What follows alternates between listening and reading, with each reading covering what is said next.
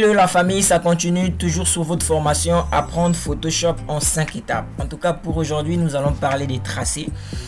Et c'est quoi un tracé? Le tracé, ça va nous servir, ça va nous permettre à créer des formes, à sélectionner, à masquer les éléments ou encore à décalquer les images. En tout cas, ça va vraiment jouer un grand rôle dans les conceptions qu'on va créer.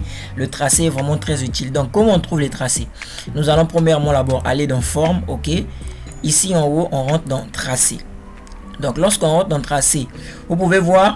là c'est les tracés un peu déjà définis. Quand je parle des tracés déjà définis, ça dépendra de la forme que vous allez donner et le tracé sera textuellement comme vous allez l'insérer.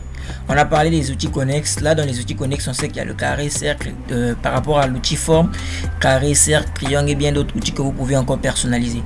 Par exemple, nous on prend un cercle.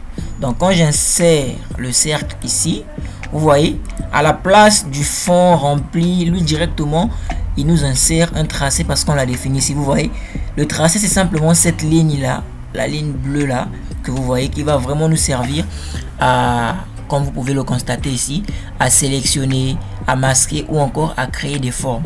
Donc, si nous rentrons dans Forme, automatiquement, ça va nous créer une forme. CTRL Z pour repartir en arrière. Si nous sélectionnons une image, ça va nous permettre de masquer l'image, vous pouvez constater OK, ou encore CTRL Z encore. Si nous voulons sélectionner une partie de l'image, nous rentrons dans sélectionner et automatiquement vous voyez, ça va définir les sélections par rapport à la forme qu'on a donnée. Donc on a aussi parlé de décalquer, ça va vraiment nous servir. On va aller dans l'outil plume. Donc dans l'outil plume ici, on va dans Tracer, ok, il y a les mêmes options. Créer, sélectionner, masquer, créer des formes. Nous mettons, on veut par exemple décalquer ce petit bébé qu'on a mis ici là.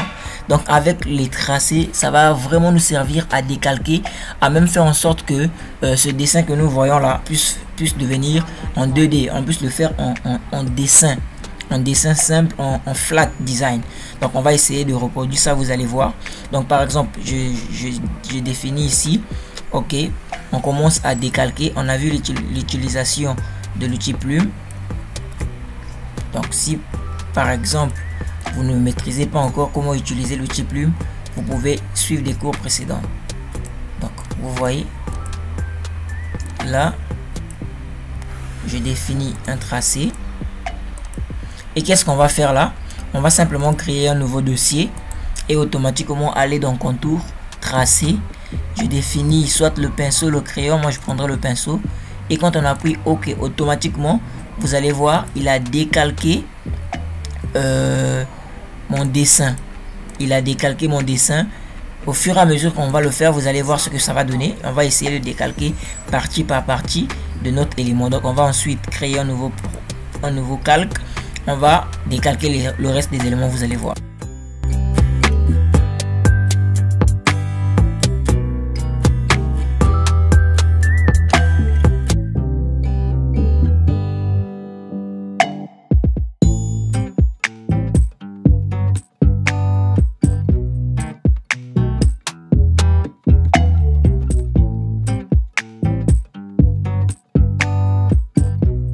En tout cas la famille, c'est juste un truc vite fait pour vous montrer l'utilisation des tracés, qu'est-ce qu'on peut faire avec. Donc retenez que avec des tracés on peut créer des formes, on peut sélectionner, on peut masquer ou encore on peut décalquer un élément. Ce petit dessin c'est pas trop joli à voir, mais je l'ai fait simplement dans le but de vous montrer ce que les tracés pouvaient faire. Mais c'est à vous maintenant d'améliorer un peu vos dessins. Si vous voulez un tuto personnalisé, un tuto vraiment qui vous montre comment dessiner avec Photoshop, n'hésitez pas de me le dire dans les commentaires. En tout cas, je serai très ravi de vous le faire sous une demande. Merci beaucoup d'avoir suivi cette vidéo jusqu'à la fin.